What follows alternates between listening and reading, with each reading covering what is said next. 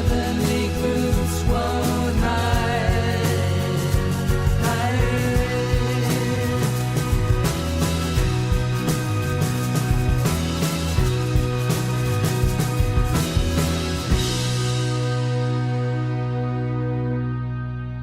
You're listening to the David Bowers Awards, and if you're an artist who'd like to have your music featured on our show, please write us at david@TheDavidBowers.com. Very interesting. That song kind of it kind of grew on me. At first, I was kind of hesitant with the sound right at the very beginning, but it does kind of grow on you. And they tell me that they are starting to get international airplay. As a matter of fact, as of this recording, of course, we record these shows about 6 days in advance of their initial broadcast. As of the third Monday in October when this was recorded, they had just started being played in South Africa. So they are getting an international airplay. It's going to be interesting to see how this song does, because it is definitely a different sound. Don't you think, John Bon Jovial? Yeah, it's got a nice sound. It's almost a little bit of an Enya-esque quality to it. Very ethereal, very melodic. And nice production values. That's something that I always pay attention to. Yes, I've noticed.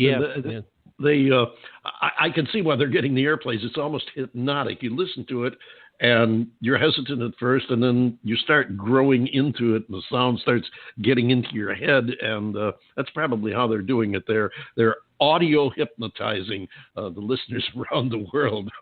Whatever they're doing. Audio hypnotists. Audio like hypnotists, that. Okay, yes. that's good. Created a whole new genre of brainwashing there. It's whatever they're doing, it seems to work, and we wish them well, and we'd love to have them come back on the show in the very near future. I also want to mention, as a footnote to that, 7-League Boots by the Cherry Blue Storms, for their listeners and followers, you can be one of the first to own a brand new single by donating to their crowdfunding campaign on their website.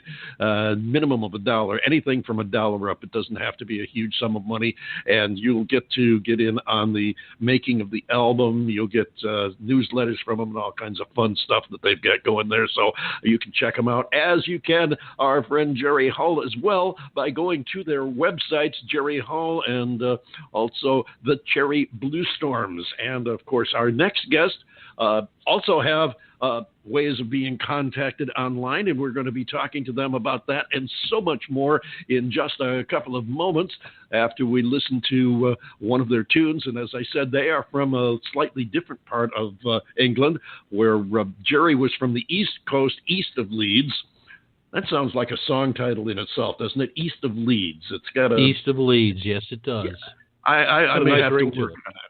Yes, absolutely. Well, our next guests are from the other side, just west of Leeds, and I don't want to imply that couldn't also be a song title as well. But they'll be joining us in just a moment. They called themselves Breaking Waves, and here's one of their tracks. It's called Big Trouble, their current release.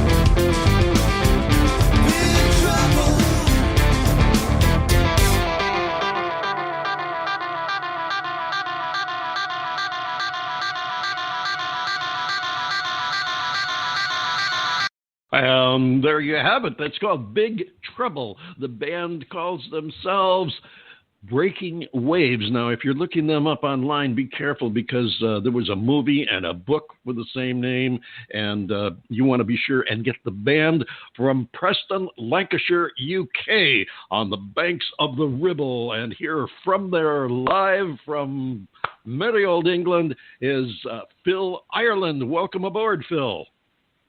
How we doing, man? You all right? Hey, we're doing fine. How you doing?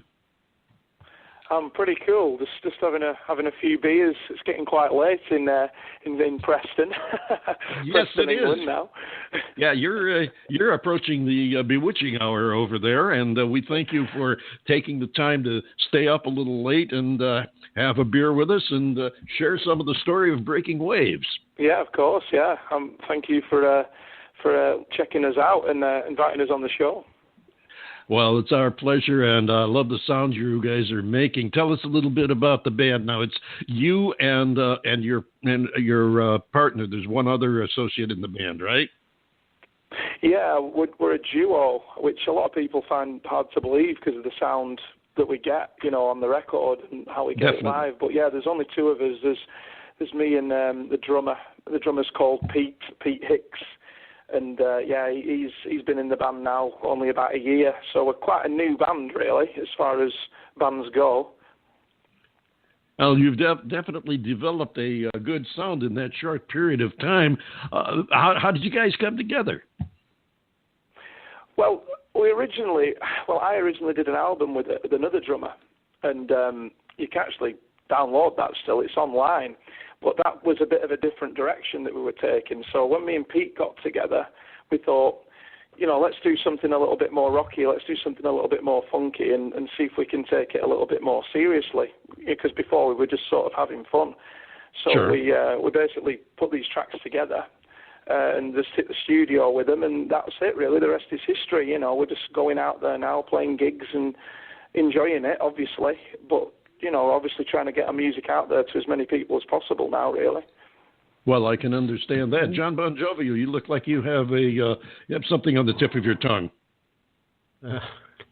Yes, it's called saliva.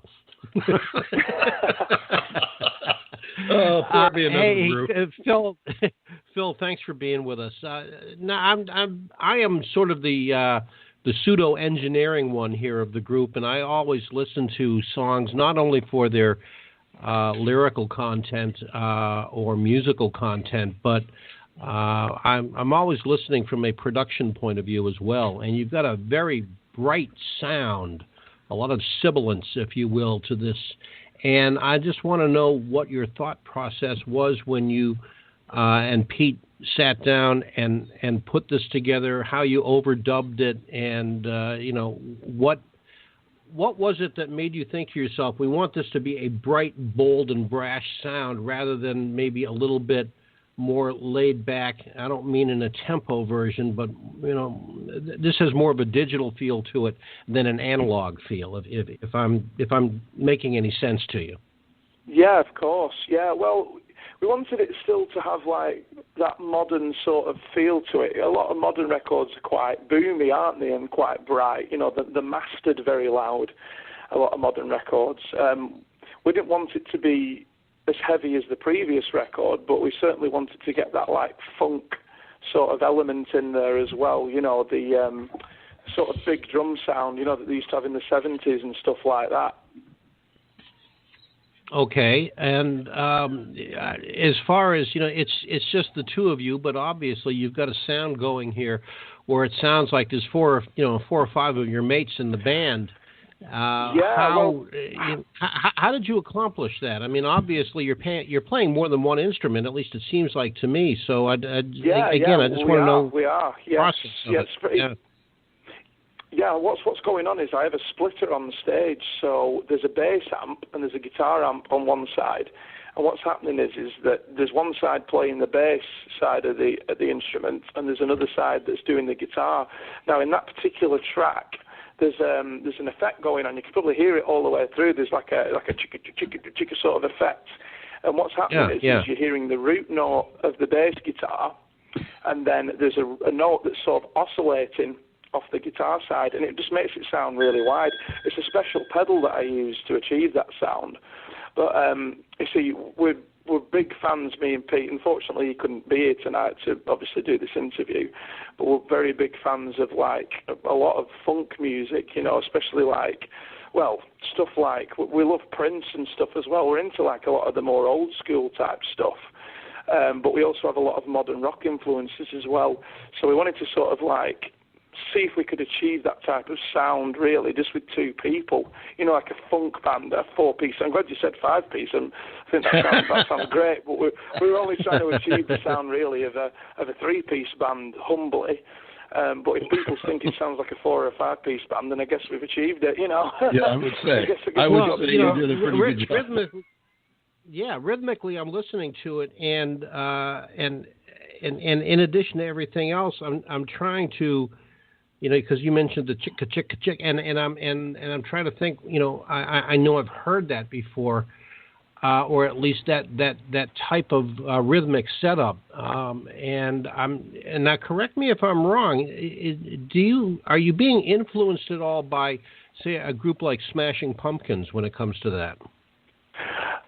It's funny, we aren't. It's funny that you said that, though, but the guy who produced the album loves the Smashing Pumpkins guitar tones. He used them as a reference when he was mixing the record. So it's funny. Okay, so that's where I picked it up from. All right. Good to hear. Well, it's the guy who produced it. You know, you were mentioning Leeds before. I've been listening to your show tonight. We recorded the album in Leeds, actually, even though we're not from there. The guy who he resides in Leeds is a guy called Rob Hobson, and he produced the record, the new Breaking Waves record, actually, and the old Breaking Waves record. But as I say, the new record's very different than the old record. It's more what we want to do, if you see what I mean. We're taking it more seriously, like I mentioned before, you know. So. And it's definitely working, and